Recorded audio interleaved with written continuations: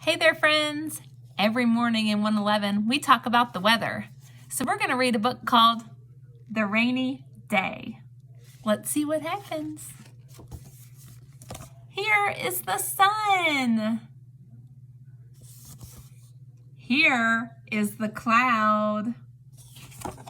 Sun and the cloud.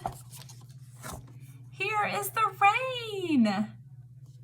When it rains, we hold something. What do we hold in the rain to keep us from getting wet? Let me know.